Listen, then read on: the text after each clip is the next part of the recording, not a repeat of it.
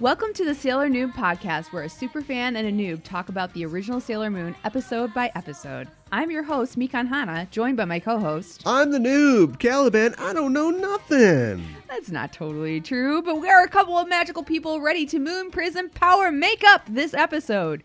Sailor Noob is a part of the Just Enough Trope Network. So today we are talking about episode number 3, Nazo no Nemuribio Mamore Otomo no Koisuru Kokoro in Japanese, or The Mysterious Sleeping Sickness, Protect the Girls in Love, the English translation, and Talk Radio, the English title. These English titles are unimpressive, I think. They really don't care, No. I feel like. No, the sailor soldier's worst nemesis, Eric Bogosian. Why do you think you're a sailor soldier? You're not really a sailor soldier. Come I'll on. tell you why you're not a sailor soldier. All right, next caller. See if anybody gets that one. Yeah, that's kind of a deep cut. I had a question before we got rolling today. Absolutely. That was an impressive title. That went on for a while. I'm sure for a native speaker, they would have said it in 2 seconds. Yeah. I'm not criticizing you. It sounds like that. What I want to know is, like, you always see, especially in anime, like English words or specific words coming up where it's with respect, da da da da da da da, memory zoo, da da da da. Yeah, like a Japanese. They got a word for memory, right? But why are they Romanizing or Japanizing like an English word? Are they like loan words? How does that work?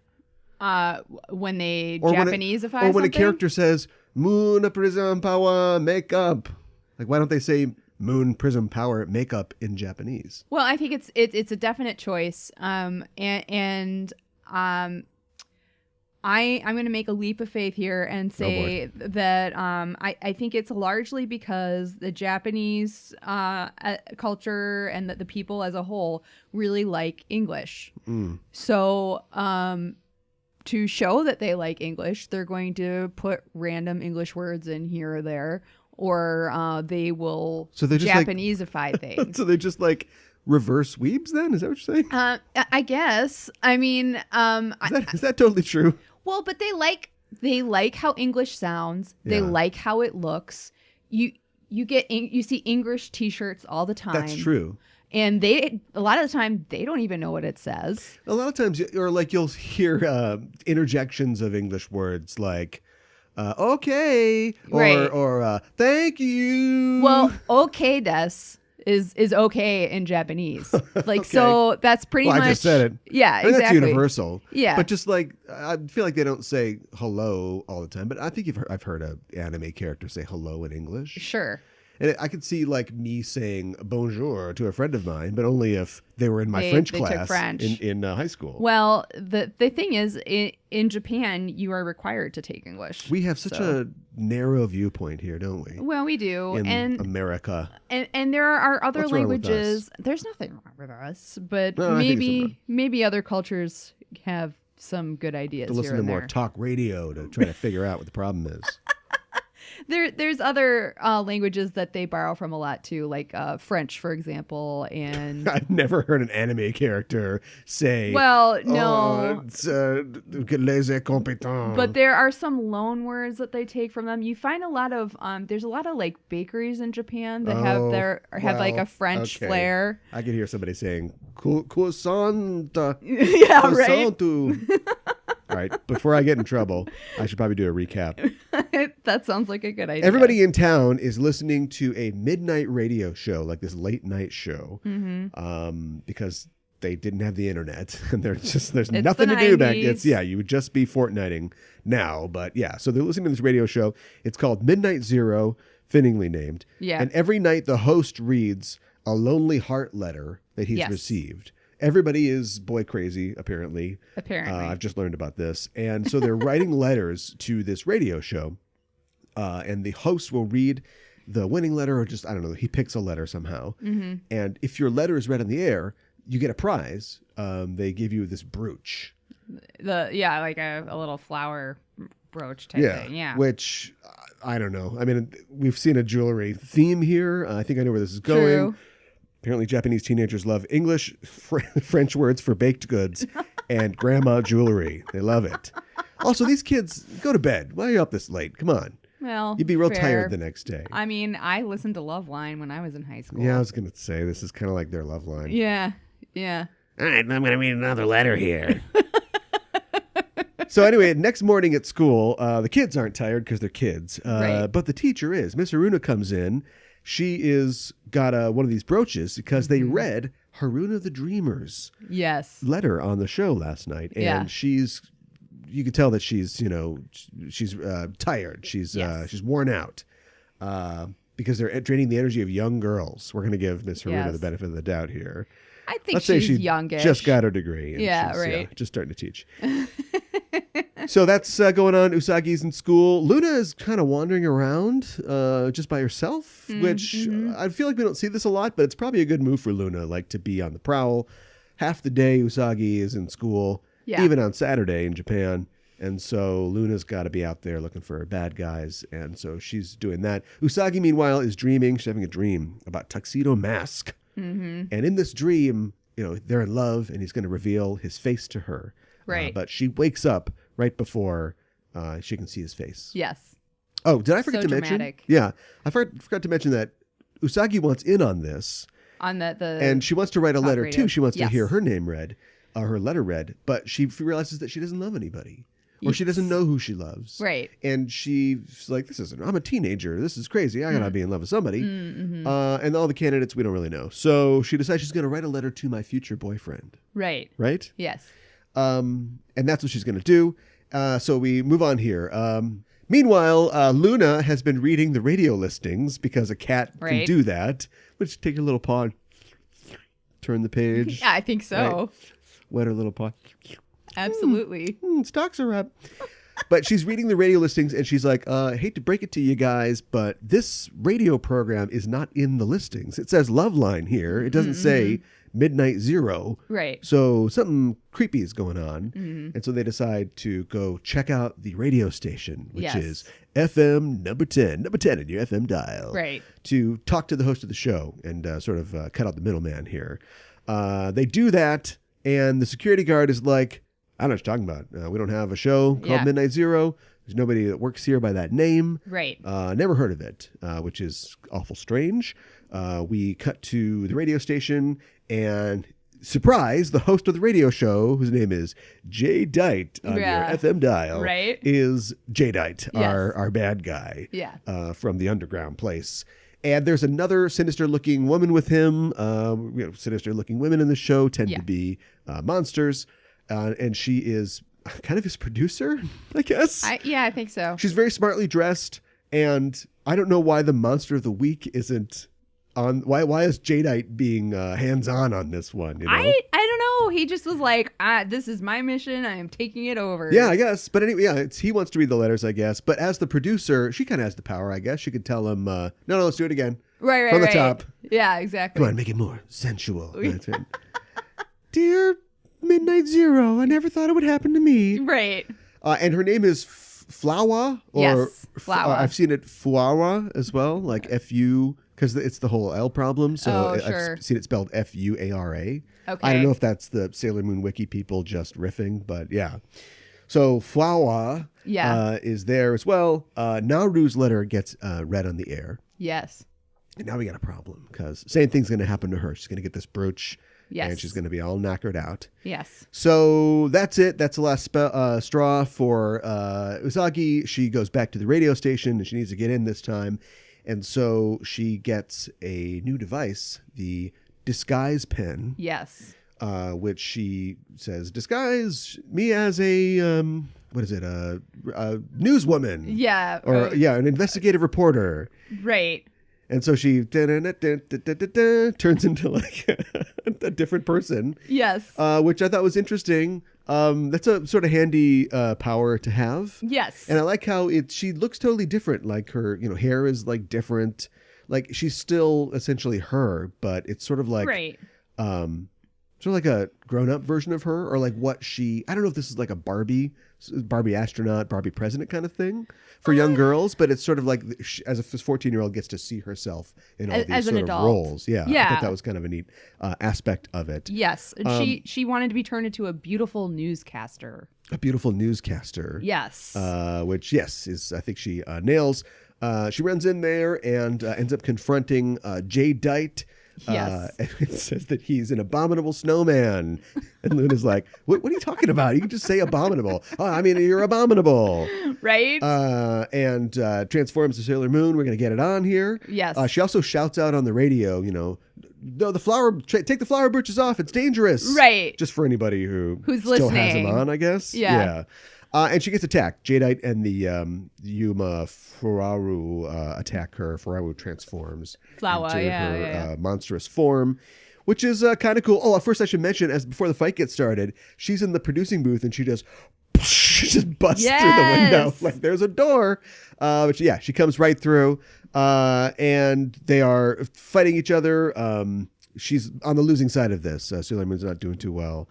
And Tuxedo Mask, of course, appears and rescues her. And at this point, J-Dite retreats. Then we get Moon Tiara action as per usual. Yes. Takes out Fwawa. And that's it for her. And then the next day at school, Usagi, everybody's back to normal. And Usagi decides that she's going to write a love letter to Tuxedo Mask. Yes. And she is teased for that by Naru and Miss Haruna. Yes. For wasting your time. That's it. I think that was a very good recap. Well, I mean, I think I had some things kind of... I watched this a little while ago, but... Yeah.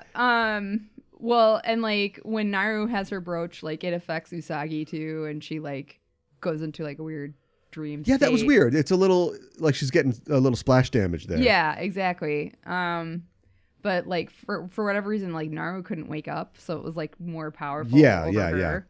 And I just have to say, what a nightmare dystopia this Tokyo that is presented is. To live here would be insane. There are monsters and demons and dark energy under every manhole. Puddles are dangerous in this world. Yes. The radio. I know. Just listening to your favorite tunes on the radio could get you possessed by dark forces. You're not safe in your own home. No, to quote a literal video from 10 years ago, there is nothing safe in this room. White wedding. Yes. It just would be, I don't know. I don't know how these people do it. So anyway, moving on.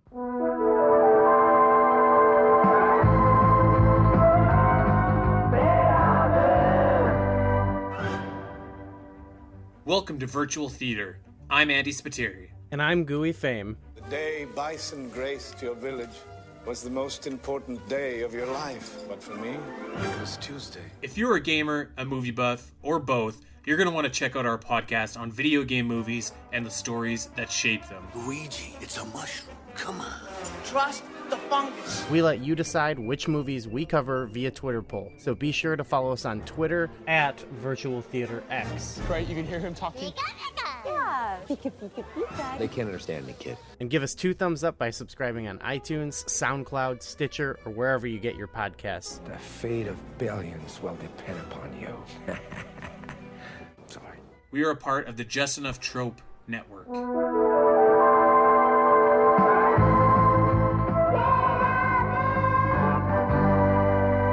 For this week, Kyoru Miru, curiously looking around, where we talk about Japanese culture within the episode, I thought we could talk about Tokyo Tower, because this is the first time that's really been kind of prominent in the background. This is the Eiffel Tower.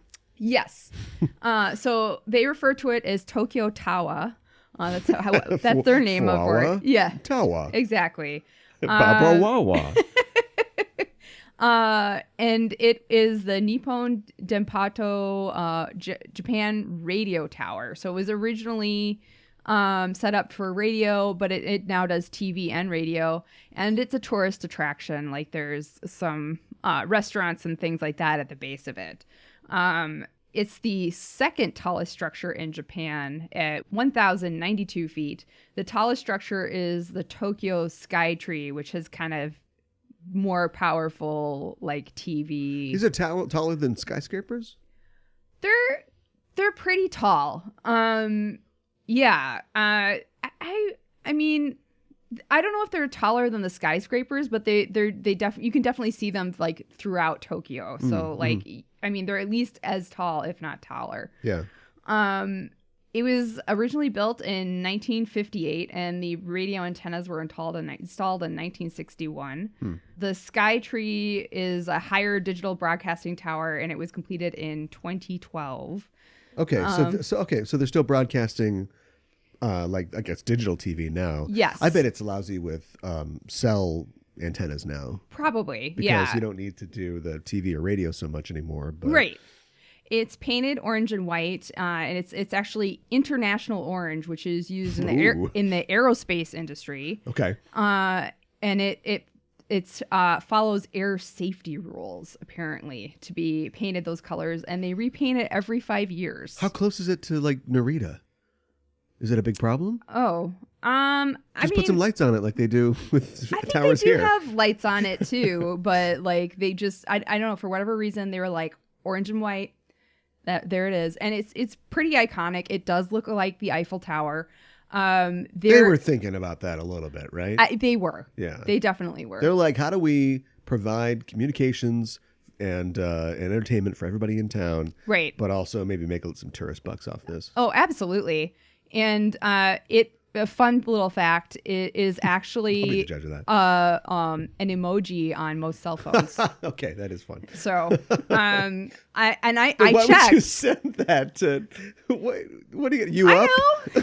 I know. Tokyo Tower, water splash. But like, I checked my cell phone and it's on there. Oh, I didn't even think about it before. Wow. But if you see an orange and white Eiffel Tower, that's actually Tokyo Tower. So they love the croissants. They love the Eiffel Tower. Why don't you just be Paris? I had some thoughts about the episode. I like the fact that she's fulfilling her mandate. I mean, she's here to defeat the evil ones and work for Luna and do whatever it is that she's supposed to do. But she's, the sailor warrior of love and justice. And like she's specifically ticked that the bad guys are taking advantage of young women who just want to feel love. They're exploiting people's love, and so that's abominable snowman as far as she's concerned. I know. I like that.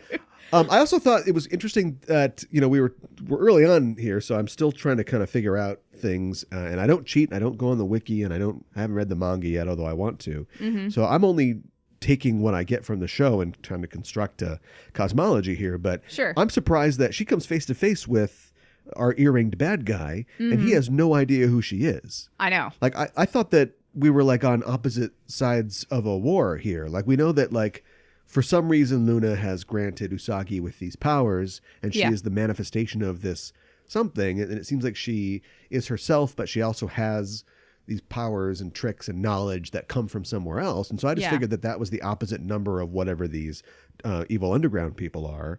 But they're like, who are you? She comes in and they're like, who's this? Right. They're not aware of her yet. Yeah. And like, where's Sailor V? Like, Sailor Moon kind of looks like Sailor V. Like, wouldn't you expect... Do they read the paper? Because we know that if people know who Sailor V is. Right. How come there isn't a thing where they're like, Sailor V? She's like, Sailor V? No, I'm Sailor Moon. Sailor V does the Vulcan hand salute. I do the I love yous. These are all fantastic questions. Well, you don't have to answer it if you don't well, want to. I mean, I feel like Sailor V is solving problems and crime in another part of town or another city even. Sailor V! Yeah. She's nabbing purchase snatchers somewhere else. Exactly. Somebody's got a cable access channel that is offering tennis bracelets to people if they send in their YouTube videos. So. But it is a good point. Like, you would think that these people would know that who their enemy is. Who their enemy is. Yeah. And who's like trying to who keeps killing all their monsters. Well, right. And I think it's just kind of telling, like, they kill the monsters before they go back and report what's going on. So like J-Dite, he doesn't know because he wasn't there. Right.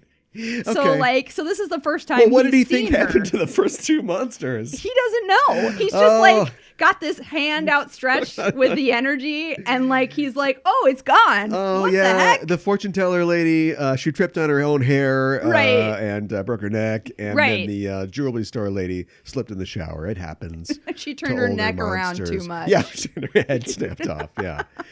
So, yeah, I don't know what's going on, but this radio station's a great idea for Right, exactly. Yeah. So, Itadaki Mas with Usagi. What did Usagi eat in this episode? Unfortunately, she did not eat anything, but her dad was having some toast at the beginning of the episode. They were having breakfast. Yeah, that's another question I have. Like, what does her father do?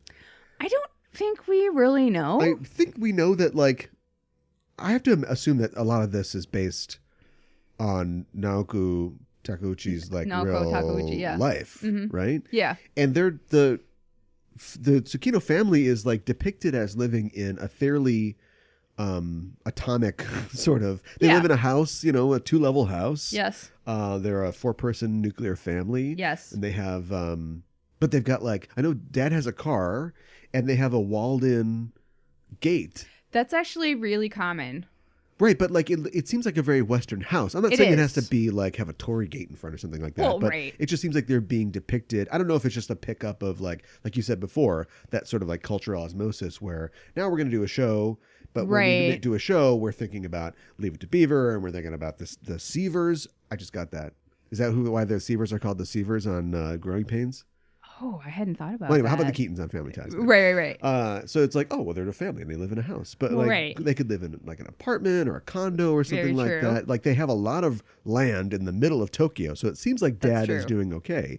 Also, he's there in the morning. Now, I don't know how Japanese work days are arranged, but I know that you have to push people onto trains because everybody's got to get there. Yeah. And you can't leave until the boss leaves.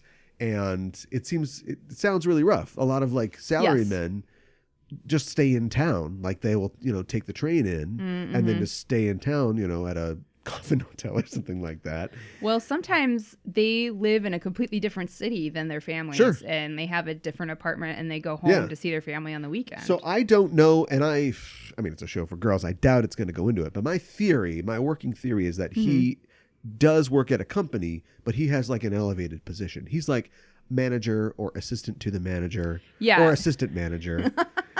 And so there's a little more laxity in that he can enjoy some toast with the kids before everybody goes to school. It certainly seems that way. And I think it was it last episode she ran into her dad and he was grocery shopping? I think so, yeah. Yeah. So it seems like he has flexibility at the beginning and the end of his day. So maybe he's about to get fired. Maybe this is oh, no! There's this whole backstory going on where Mr. Tsukino is losing his mind and he will soon not have that job anymore. That would be terrible. Anyway. For My Heart is a Kaleidoscope, where we talk about fashion on Sailor Moon and what the heck they are wearing. For episode 3, I thought we could talk about Flowa's work outfit, which is a black pencil skirt, an emerald green jacket, and a turquoise blouse. The turquoise and the green together, I just don't know. Yeah. And a big bow necktie and a flower that sucks your energy because she's wearing a brooch too. Yeah. I mean, it sucks humans' energy, right? So I think you're probably right there. Monsters, yeah. Right. This is a good outfit. She looks like she's, ready to play here. She's ready to work hard. She looks like a perfume commercial from the 70s. She does. She's bringing home the bacon. She's frying up in a pan. Yes. And nobody's going to take her man. She's going to jump through a window. I know. To cut a bitch. I love when she jumps through the window. That's such a great moment. Yeah. And that actually goes really nicely into our next segment, which is Villain Gauge, where we rate a baddie 1 to 5 dark stars, 5 being the most wicked. Right. And this episode, of course, is Flowa. She's got the power of bad breath, which is gross. She breathes fire. Yeah. But it's gross, but it's not super scary. And I feel like Usagi vanquishes her pretty quickly, but she does fly through the glass of the radio station. So I think I'm going to give her 2 out of 5 dark stars. 2. Well, that's not actually that much. I think that she's career oriented. Well, that's true. She sets her goals and she tries to exceed them. Yes. But once she turns from businesswoman into monster, there's a huge drop in quality. Yes. There's not a lot happening here. She's got, I don't know if it's just a random affectation, but she's got like a black star or like a spot or tattoo in the middle of her head. It looks like she got shot in the head. Yeah. In the forehead. And I kind of like what she's got going on. It's sort of like, she doesn't, in my mind, equate to any kind of monster from antiquity, but she has like a kind of Greek drape thing going on. That is true. And she's got a sort of like hair pile. She doesn't actually she's not that monstrous. No. Especially like compared to like, say, Morga, who is the jewelry monster from episode 1. Yeah. Yeah. So anyway, I like her because, if she just hadn't jumped through that glass and started mixing it up, maybe she could have been like, I'm just going to hide here, hide under the console. Guy with the earrings is dead. Right. And I continue my career as a radio producer. Right. We try to get some new talent on the show here. But, I also like the fact that maybe our monsters are getting smarter or they're just being more skilled, but she dodges the initial moon tiara action. That's a nice touch. Which is like, oh, they can do that? Yeah. We can't you get this in like anime where like, I've got this great attack, but I can't use it every time. We have to find some kind of complication. Right. But then at the same time, Usagi is getting more skilled with her powers as well because she's able to manipulate the path of the tiara, so the monster thinks out of danger and then right back into her, bam, cut in half. Right, exactly. So anyway, yeah, good fashion for the most part. Okay powers, career-minded. This is a bad plan, though. Yes. They went from giving away jewelry that would suck your energy to making somebody write a letter. I know. Mail it to the radio station. Yes. Which takes time. Yeah, it takes a couple days. Uh-huh. It has to be selected. True. You can only get 365 people a year. Right. Then they got to pick you, send you your brooch. Yes. 4 to 6 weeks shipping and handling, delivery. Then hopefully they like the brooch and have enough outfits to wear it with to drain their energy once a week when they wear the brooch with whatever outfit. Right. I know. It's kind of a long con. Yeah. To say the least. Real low yield on this plan. Yeah. Yeah. Not really a fan. So for those things, I'm going to have to give her a 3. Okay. I would say a right down the middle 3. All right. I feel like that's being very generous. Bring on with the bacon fried on the pan. Well, that's true. It's come to our rating with 1 out of 5 roses, 5 being the most awesome. Flowers. Yeah, exactly. I'm going to give it 3 out of 5 roses. I like that Usagi finally meets J-Dite, and we're introduced to the Sky's Pen. So I think that's pretty awesome. So, but I'm gonna give it a 3. I'd have to say probably 3 as well. I want to do better. I think that it's cool that we're still developing things. We're seeing things we haven't seen before. Right. The pen. There's a meeting between Usagi and her putative nemesis. A woman jumps through a window to try to kill a young girl. Yeah. But all those things and the overly complicated plan. And even in 1992 or 3 or whatever this was, young girls listening to this radio show at night. I know. Yeah, I'm going to have to give it a 3. Okay. A solid effort, but too many, a tight weave, but too many loose ends. I would not disagree with you on that. And my English title for this episode is Love Energy, True Hearts Prevail. Oh, boy. No, I need one, too. Yeah. Mine is going to be tune in at night. The dark voice wants your love. I like that the dark voice wants her love. I think that was a nice. Well, he's always like, you just see his eyes and then the he's hand drawing the energy in. Exactly. So they all love his voice. I think you're right on the target with Wasn't that he one. a girl in like the English dub?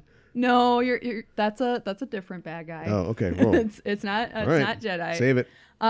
So next episode. Why did they explain his earrings? That guy wears earrings. I don't know. He just wears earrings. Oh boy, so scandalous. Toonami. I know, right?